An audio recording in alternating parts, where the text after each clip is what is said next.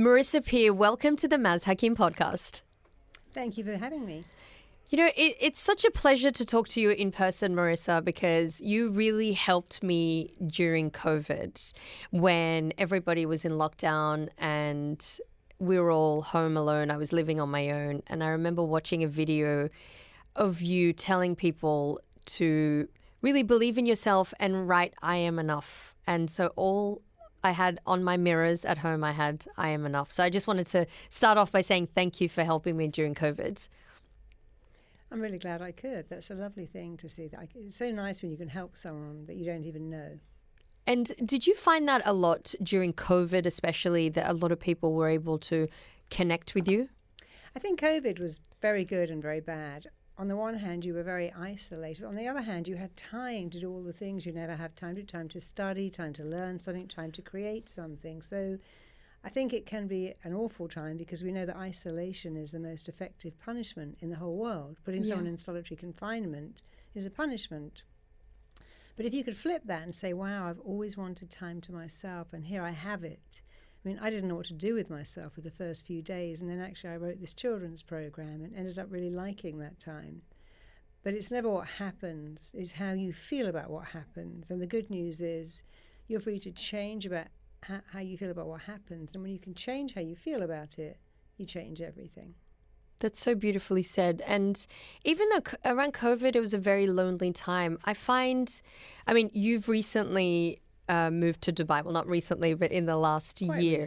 Quite recently. Yeah. How have you found Dubai over the last year?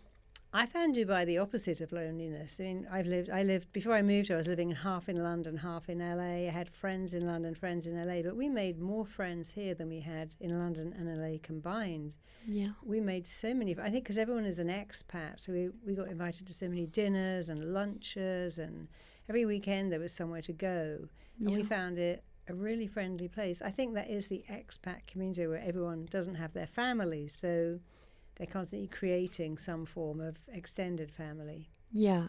There is always something to do in Dubai, but I do know there are a lot of lonely people in Dubai because I think there's a lot of focus on success and wealth and appearance. Why do you think that is?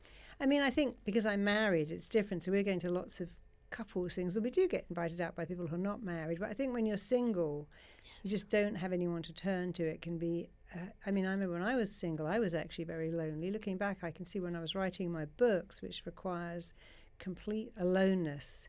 Yeah. It did at times feel quite lonely. But I think when you're a single person, it's just you. You have to make all your entertainment. So it's much harder work. When you're married, my husband tends to do all of that, or I might do it, but we don't. Or we've got each other anyway. Yeah. But I think when you're single, you have to make an effort. You have to work at it. And when you have to work at it, it takes away the spontaneous fun. Do you think it's hard to be single in Dubai or hard to be single anywhere? I think it's hard to be single anywhere. Anywhere in the world, I think you can feel incredibly lonely. But I think in a big city, you can feel that loneliness because everyone's working, they're busy, no one's stopping to say hello. But in a countryside where you think, oh, well, this is a community, you can also feel very lonely because people are they're so doing their own thing now. People are busy, busy, busy. And when they relax, they often want to just shut the door, stretch out, and do nothing. And so you can't. I noticed when I lived in LA, actually, that we had amazing friends, but it's a place where people work really hard, come home, shut the door, get in the pool or the hot tub. And if you're not part of that, I guess you could feel very alone. Yeah.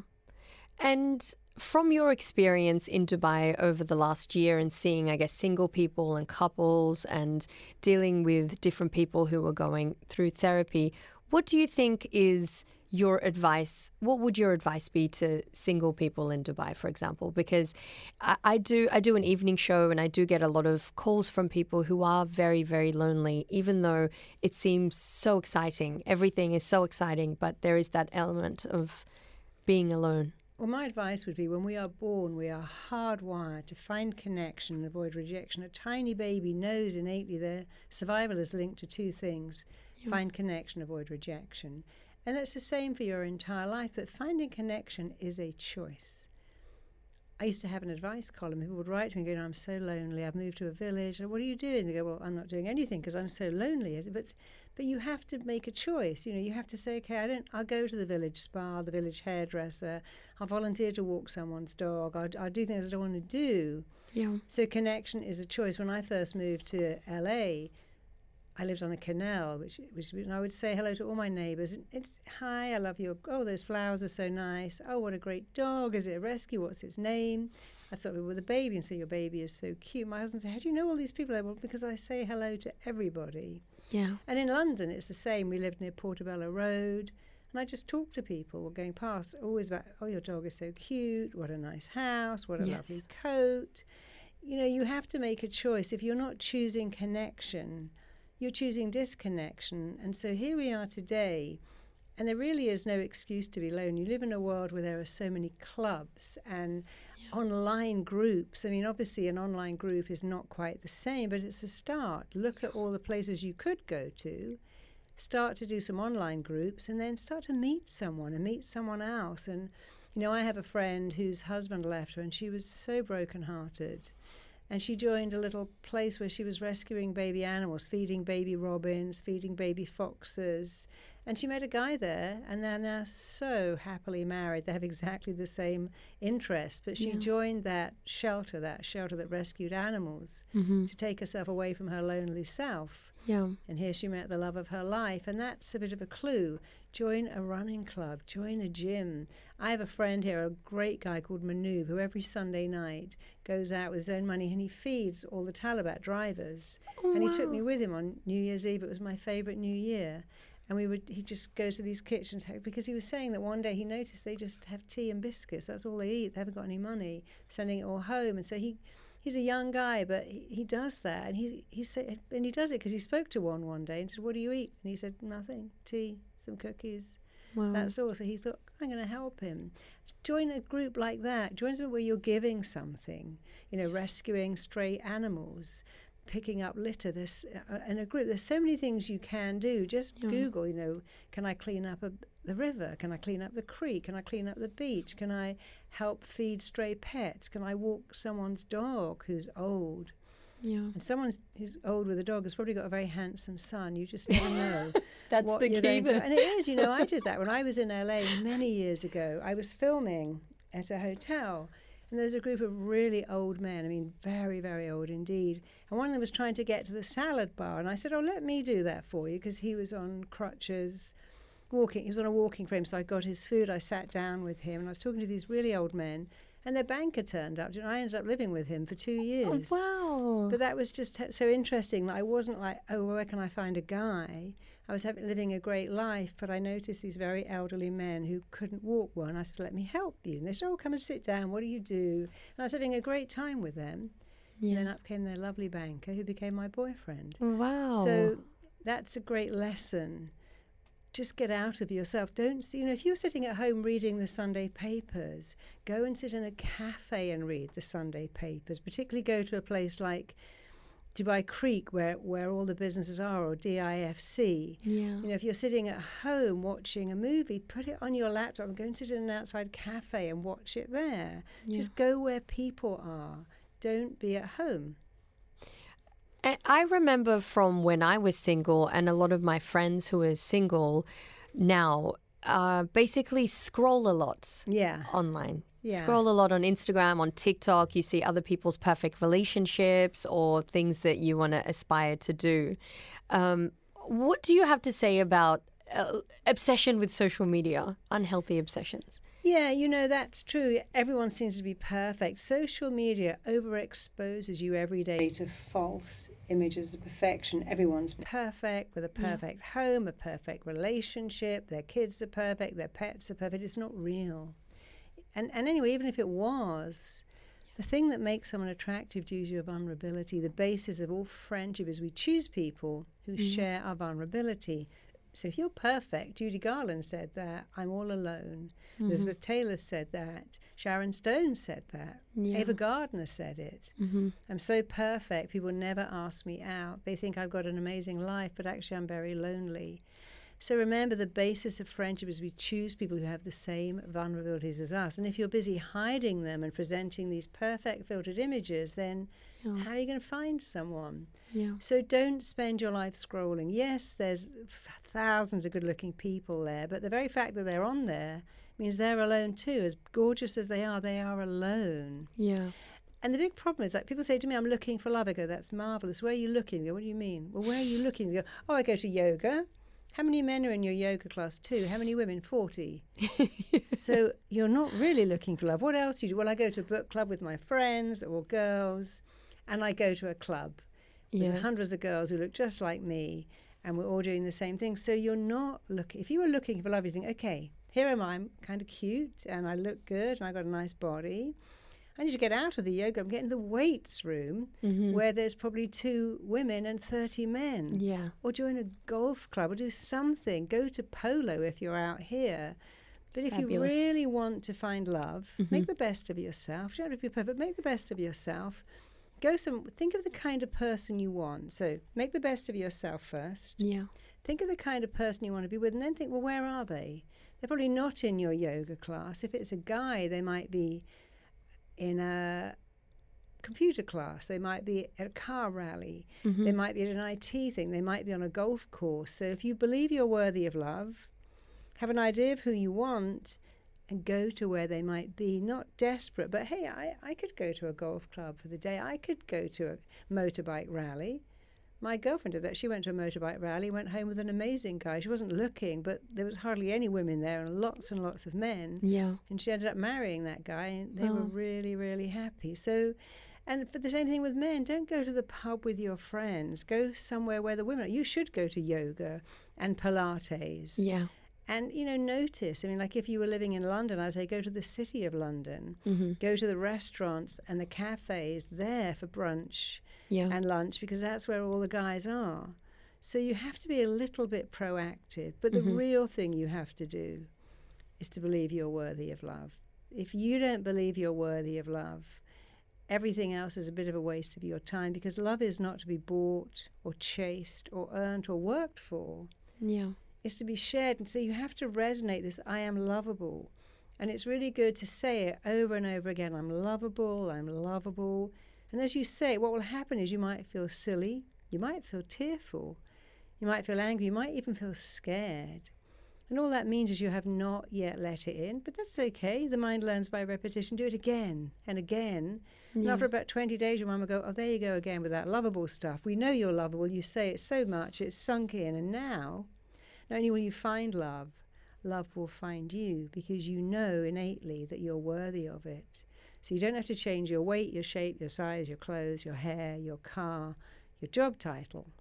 You have to change the belief that you're worthy of love, because you were born with that belief.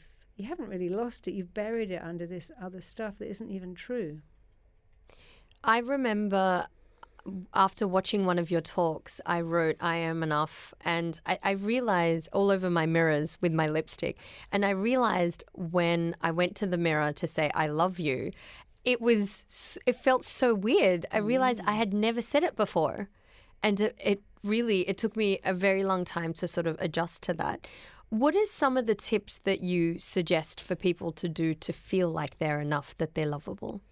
One of the things that's the most vexing about the human brain is it likes what it already knows. It likes what is familiar. If you don't have parents who say, I love you, you're amazing, I love you so much, and one day you'll find other people who love you just like I do because you're lovable. If you don't have that, and if you never hear that, then it's unfamiliar. And when you say it, it feels so odd. But of course, if you keep saying it, it doesn't feel odd. So look at what is unfamiliar in your life. Look at what is familiar. And one of the things you're right is to look at them and go, hey, I love you. Look at you. There you are. You're kind. You're warm. You're funny. You're interesting. You're sweet. You've got beautiful skin. You've got amazing eyes. Praise yourself, because it's the fastest way to build your self-esteem. So the first way to know you're lovable is to tell it to yourself, even if it feels silly. The second way is to practice.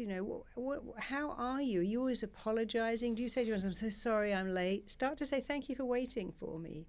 I'm sorry I don't understand IT becomes, thank you so much for helping me. I'm sorry I'm sick is, Thank you so much for caring for me. Stop apologizing. Apologize when you do something wrong. Yeah. So it's what do you say, what do you do, and how do you act? So tell yourself you're lovable in the mirror a lot. When you're with your friends, don't keep apologizing, and be nice to yourself and be nice to other people. Start to say to the cashier in the shop, oh, I love your hair, or gosh, your nails are so nice, or you did that so well. So you're getting really into that habit of praising other people, praising yourself. How do you treat yourself? Do you wake up and go, I'm such an idiot? Oh my God, I didn't even buy any fruit for breakfast. I'm going to have to eat cake. I'm a loser. Stop all of that.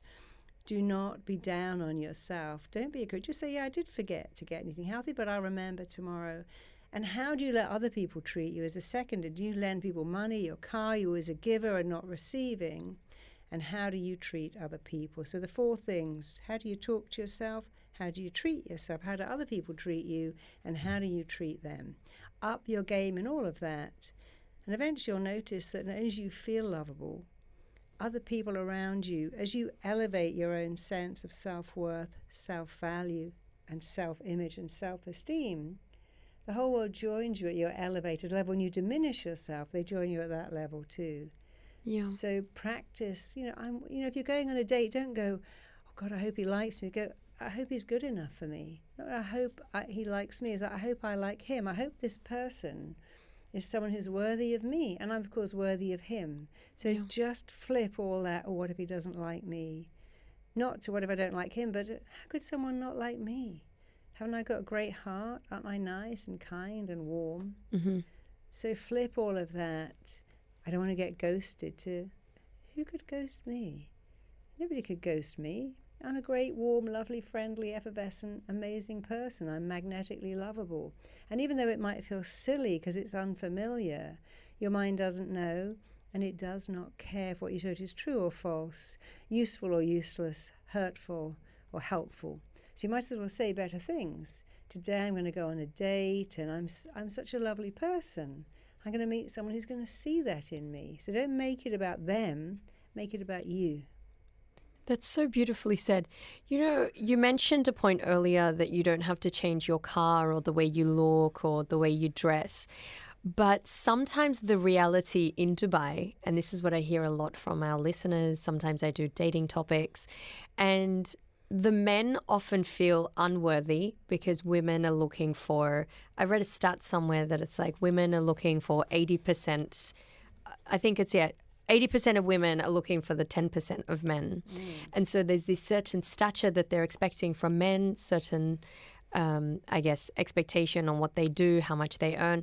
And then on the flip side, the men are also looking for model-looking women who look perfect. Yeah. What do you have to say to that? I guess it's a little bit more specific to Dubai. I don't know if that's... Yeah, well, Dubai is known as the place of bling, and we all see people with all the designer stuff going out and looking amazing. But, we know a lot of those people are unhappy. How many models are unhappy? How many people who've got everything are miserable? Some of those people are taking their own lives. So, look at George Michael. Look at Philip Seymour Hoffman.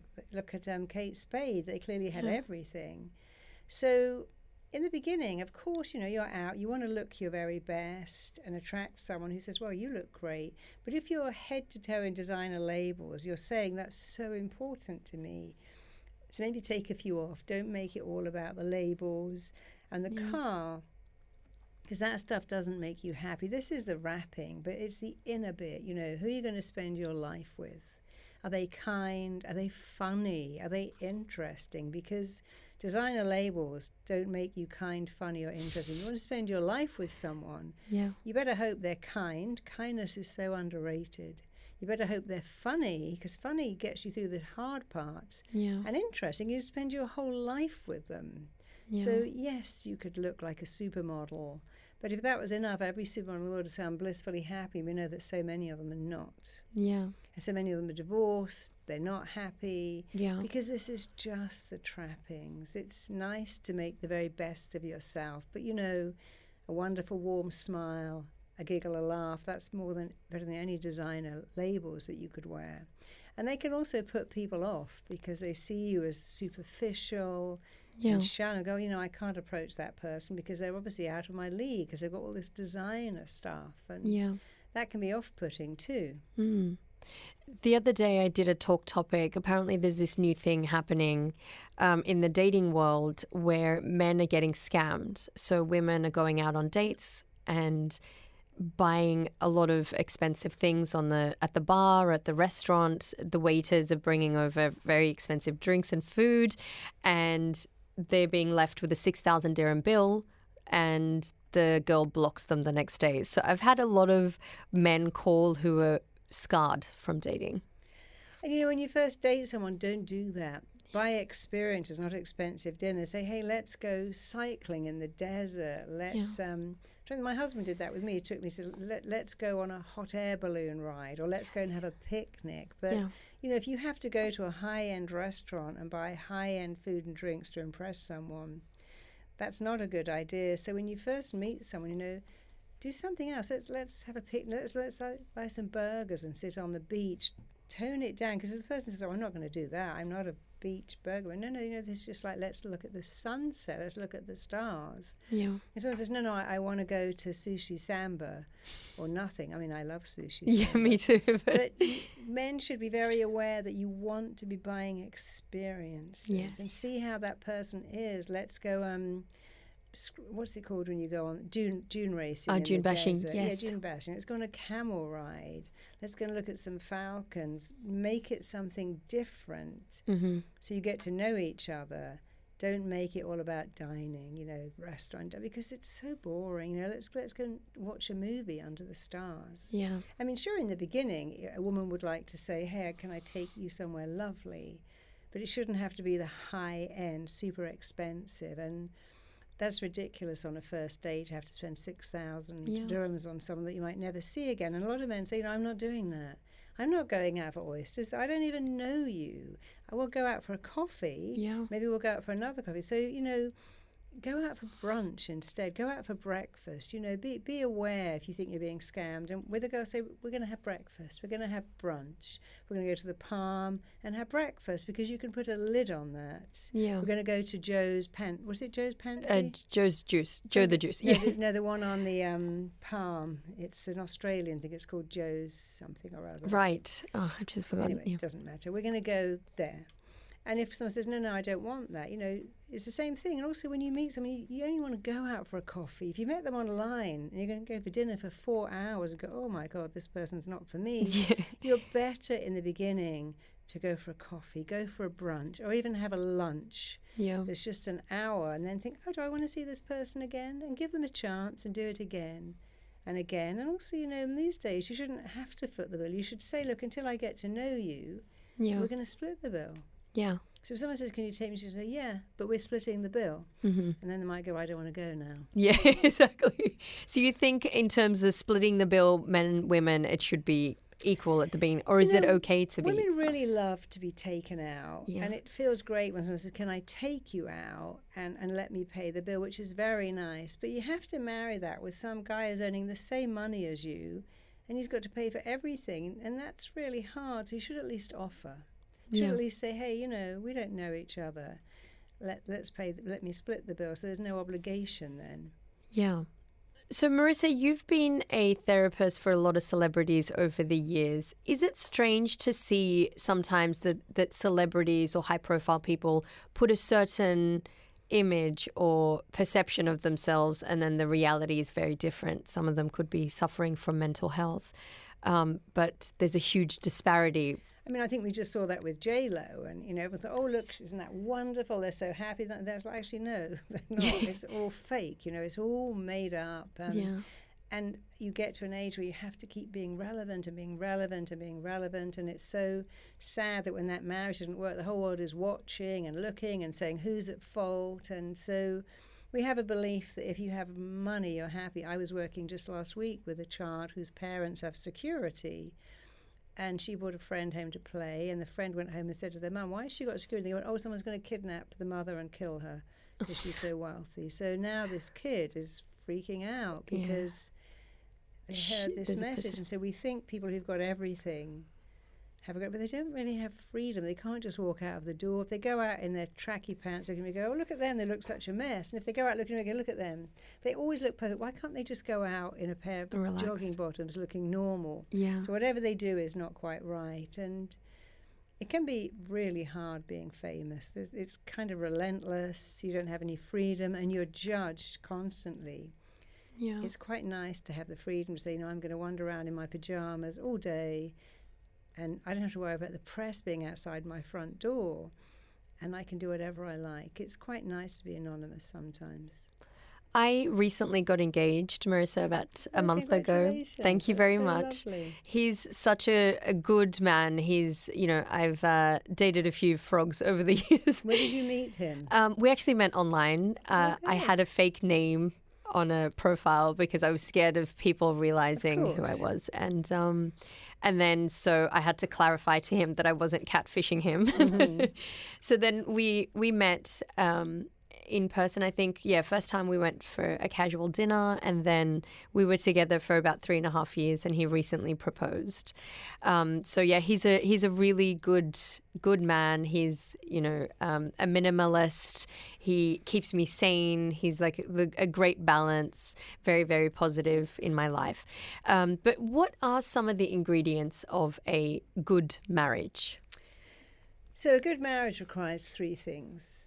Best friend chemistry is very important. It doesn't mean he comes to the nail bar with you and comes everywhere with you. It means you're best friends. If you're going to a desert island, he's coming. Yes. And you can tell him everything. So you must have that best friend. You can still have other friends. Women should have friends, and so should men. But your partner should be your best friend. Mm-hmm. The person, when you're having a bad day, you go to and say, darling, have you got a minute? I need to share something with you. Or can you help me with this? You also need to have sexual chemistry. People think that doesn't matter. It's so important to have fantastic sexual chemistry. Yes. And then you need to have mutual respect and respect that person and admire them and believe in them and want the best for them.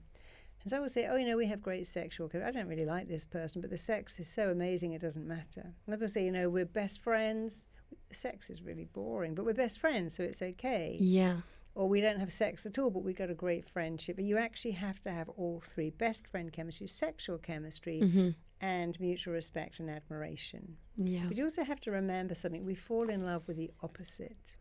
The very fact that men love curves and nipped-in waists and stockings and long silky hair and lip gloss and perfume, they like the opposite. And we tend to like, I'm generalizing a bit, but we tend to like shoulders and big arms and arms. Oh my God, you could wrap me in those arms. You can protect me. We like the opposite.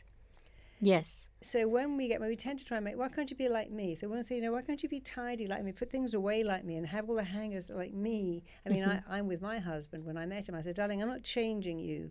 I'm just managing you. I'm just managing out of your wardrobe those moth-eaten sweaters, and because that's not a good look.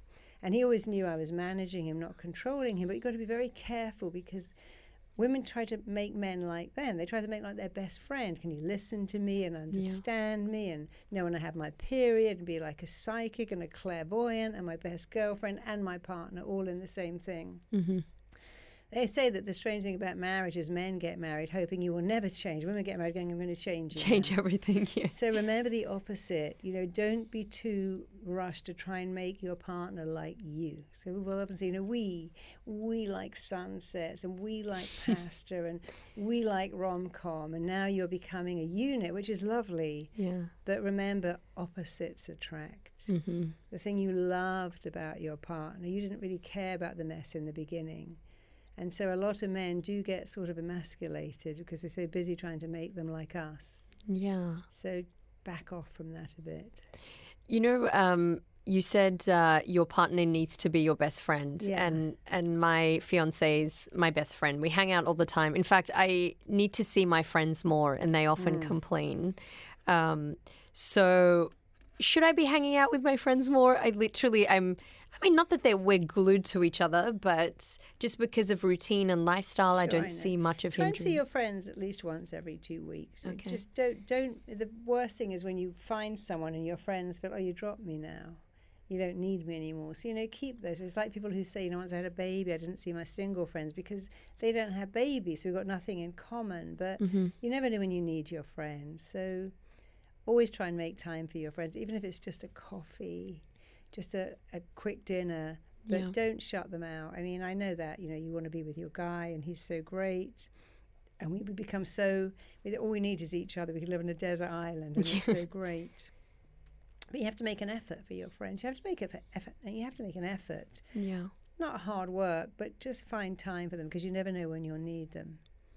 So we have a lot of Gen Z listeners. What do you see, what kind of mental health differences do you see in Gen Z than other generations? Is it different or is it the same? I think it is different. I think, I was so lucky I grew up in the 80s. I mean, we were having a wild time there, and it was just so different. They weren't all the worries that they are now. It was a time of complete freedom. It must be very hard. And of course, we have a generation now that just don't have the money that their parents had. I mean, I bought my first apartment when I was 22. Wow. And it was really easy. You got a mortgage. Getting a mortgage was easy. Now it's really hard. I see so many of my daughter's friends who, they don't have that. So their jobs don't pay as much. It's hard to get an apartment. And the world isn't as safe as it was either. That's true. So there are different stresses that come with that. Yeah. And we keep hearing all these horror stories about, I read that about men think women will laugh at them. Women think men will kill them. Yeah. I mean, isn't that weird to go out of dating with them? Are you safe? Can I even meet you? I've got to meet in a public place. Do I know you? Yeah. So I think Gen Z have a lot of things that we didn't even consider. Yeah. But, is this safe? Can I go home with this person? Is it even the person? Am I talking to a 12-year-old kid here? Yeah. Am I being catfished? Yeah. The whole world is so different. And we have social media. So, if you do like someone and they dump you, and I was 17 and the love of my life dumped me, I couldn't follow him I had no idea what he was doing. I couldn't track him on Instagram or go to his social page. I just had to get over him really quickly because he didn't even have a mobile phone. Neither did I then. That was again... Yeah. It was in the 80s. But of course, nowadays, a lot of things go on. First of all, you always know where someone is. And if someone is bullying you, like when I was a kid, if you got bullied at school, it was horrible. But when you went home at 3:30, you were okay until 9 o'clock the next day. And now it's relentless. It's in your bedroom. It's 24 hours a day. And girls can go on the side and say, can you grade me? Like an egg. I mean, what am I, an A, B, C, or a D, or an E? And I said, we give someone the power to tell us how we are. Yeah. Oh, well, what am I then? Can I be rated? And they go, well, you're not even a 5. Yeah. You shouldn't give anyone the power to tell you who you are. You should tell them who you are. Don't let anyone tell you who you are. You tell them who you are. Tell them you're amazing and enough. Yeah. And incredible. And they're lucky to be around you. But we give other people the power to dictate how we feel. Because we don't have a designer body or designer clothes or designer house or designer children. I mean, I was just looking at my brain. I know his Kim Kardashian's. Oh, yes. Sister, Kylie Jenner. Husband.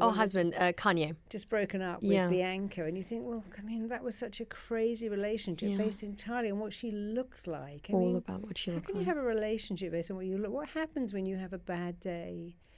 You get your period, you got food poisoning, you feel sick. I had food poisoning last week. It was horrible. My husband was so lovely. He was like looking after me. And I mean, he would never say, oh, you look awful. He says, oh, you never look ill to me. He just looks after me. It's so nice. Yeah. But imagine a relationship based on looking hot all the time, having to make your husband pasta naked in a pair of stilettos. I mean, that's okay for a fantasy. That's really quite fun. But every night, come on. Yeah. That's not even real. And also for the world to see that, for him to want... To show her off like that, and degrade her like that, and for her to tolerate it. Yeah. Because of the need to be famous, and fame is not all it's cracked up to be. Yeah. Also with Gen Z, there's hours and hours of scrolling on TikTok. Oh, yeah. And, they don't speak on the phone. I find that so odd. They text you. They never hear each other. They text. That's so true, And they speak in text, and they never... My daughter says to me, Mum, don't leave messages. I mean, no one ever listens to messages. Leave a text. So bizarre. Yeah. They don't answer the phone if you call. They don't answer the phone ever. They find that really weird. They don't answer the door. Yeah. It's such a strange world, and they are never off the phone. So if you go out to dinner, everyone's on their phone. They go to the cinema, they're on their phone. Yeah. They can't eat a meal without a phone or an iPad. Yeah. And all their friends are on it too. And they might go, I've got 5,000 friends on Facebook, but the day you're sick, Who's coming to look Who's after there? you? Who's going to get your prescription? Yeah. Who's going to turn up with some stuff that you need? Nobody, because all your friends on social media, they're not even your friends. You know, what do I look like? We ask people on social media, what do I look like? Is that okay? And they go, no, or yes, or it's such a shame. Yeah. But I feel very sorry for Gen Z because of that, because their whole, you know, my daughter's just had a baby. Wow. And it's such a funny thing because I will call her and she put me on FaceTime and he loves my voice. I spend a lot of time with him and he engaged me. I think, well, it's so weird to see this baby. And when I was looking after Through him a last screen. week, the father was away. Yeah. And he was on the screen and the baby was so happy to see Daddy. It's just such a strange world where our relationship, I mean, it's a great thing that Daddy can be away for just one night and see his baby. But it's also very weird that generation are used to screen relationships. Yeah. You know, they speak on FaceTime, screen time, WhatsApp. Yeah. But they don't really interact. I think my nieces, I've got two nephews, one's 14 and 15, and I have two nieces who were 19 and 20, and we basically communicate through memes. Isn't that funny? It's so weird. It's so weird. We just send each other memes and they'll respond with one word. My nephews especially. Yeah. Will just respond with one word answers. Yeah. Or emojis, and that's it. I mean, I guess that's normal to them. But, you know, I talk to some fathers who go, yeah, you know, I read my kid a story at night on the screen because I'm working late in the office. And it's like, yeah, but that's not okay. You need to go home and sit on I've got the story on. I can play them the story. Yeah. They can download it. But it's not the same. Well, people say, you know, we're watching the same movie in a different location and then having a conversation about it at the end. Yeah. You know, people need people and people need touch. You know, we know that one of the things that old people find so hard is they have no one touches them. Yeah. They never have touch. Yeah. You know, one of my friends who was looking after someone said that he told her, you have no idea what it's like not to be touched. And she began to hold his hand every time she visited him because he told her, no, I haven't been touched for years. But it wasn't sexual touch. And so I realized I just held his hand. Every visit I was giving him something back. And he said, I thought the next one to touch him would be the undertaker. So a life without touch, you know, if you look at babies and pets and cats and dogs and kittens and how they come up and they want to be touched. They want to be stroked and held. Yeah. And the screen is never going to do that for you. It's not going to turn up when you're depressed. It's not going to make you dinner. It's not going to tidy your house for you. And it's not going to hold your hand. Yeah. Or look after you when you have food poisoning. Yeah. Or, you know, bring home some shopping or say, can I make you, I mean, my husband every day makes me tea, brings it up 3 flights of stairs because he's such a good guy. And he does lots of little things. I mean, I do it for him too. Yeah. But touch is really, really important. You know, we always cuddle when we go to bed and always kiss goodnight and in the morning and hold hands. And it's really important to touch someone. And it's strange because you cannot have that. I mean, we have a world now where people are inventing robots to keep us company. In Japan, they have an epidemic of women being arrested for shoplifting in their 50s and saying, I don't want to come out. I love it in this jail. I've got friends. It's like being in a girls' boarding school. I've got all these friends to talk to. Someone's doing my laundry. And they literally, when they're released, say, can I go back? I loved it in there more because, you know, they're very lonely. And when you have just one child, that one child family, I mean... You know, people have forgotten that we're tribal people. In our very souls, we are tribal people. Yeah. And we need people. We need connection. We need conversation. Yeah. We need to look someone in the eye. We need someone to hold our hand or stroke our back or do something.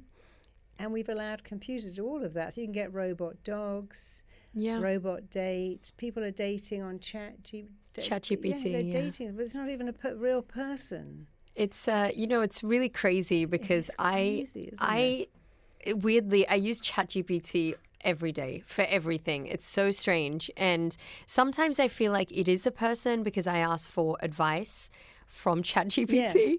But it is really crazy because I've seen so many movies lately as well of men wanting women who are essentially a robot. They think that's the perfect woman because they don't argue, they don't fight, they know what you like. They look perfect. Yeah.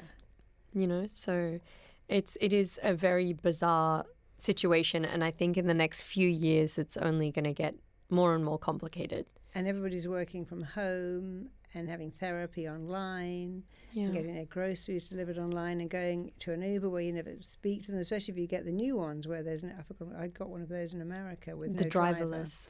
And then you go to the bank and there's no tellers. You go to the store, there's no tellers. So we're creating a world Yeah. of disconnection. And the truth is, I started with this. We are born wired for connection. It's a powerful driving need. Yeah. But we're creating disconnection. The biggest job was drivers driving vans. But that's all going to be computerized soon. There won't be Yeah. people driving vans, delivery lorry drivers. They won't exist. They're all going to be out of work. Yeah. We don't need people to work in shops. We don't even need shops. We can do everything online. Online. But Yeah. I do wonder what that's going to do to people who miss connection. Human connection. We know for old people, we talk about how lonely they are, but we're making young people the same as old people. So true. I didn't even think of that. Young people have the same. My mother, when she was widowed, she was very lonely. And I try and make her join clubs. She goes, no, I just want to see you. I said, but Mum, I want you to go to this club. There's a club where you can play cards, and there's a club where you can do cooking. There's a club where you go and watch a movie. Oh, I don't want to go to any of those. But I noticed how lonely she was and how much she lived for our visits. But we have people of 17 living that same lonely life, and So 20. true. Yeah. Get up, go to work, go home, watch television, get up, go to work, go home. And they might as well be 90. Yeah. And that's a terrible thing. Yeah. I'm very lucky that because all these things being replaced by a robot, you can't really have a robot do therapy because it's so personal. I've trained 19,000 therapists all over, 350 in Dubai alone, and we have so many people in Dubai doing RTT, and they love it. We're putting it in the school system, putting it in some hospitals here, Wow. and we got a new training in February next year, the RTT school. So Okay. it's been amazing, and therapy is one of the few things that you cannot give to ChatGPT because they can't have that. Every client is different. It's really about empathy and emotion and understanding. Yeah. Which ChatGPT doesn't have. Yeah, when you're a therapist, you're a detective. The first thing you do is you gather information and you work out what's going on. And then you become more like an interpreter, and you interpret how did that cause that. And then you become an interrupter. You interrupt the belief system, and then you become a coder and you code in Wow. something new. So you could do the coding bit, but you couldn't do the investigate, interpret, interrupt. And if someone wanted to join RTT, where do they go? Just go to rtt.com. You can Okay. train with us live or online. No background in therapy is required. Marissa, it's been such an absolute pleasure. Where can we follow you online? MarissaPeer.com, and if you go to MarissaPeer.com, I have a free audio on love blocks, money blocks, health blocks, success blocks. They're all free. Give them to someone you know who's lonely, Okay. and then not only will they find love, love will find them. So beautiful. Thank you so much, Marissa. Thank you. Virgin Radio.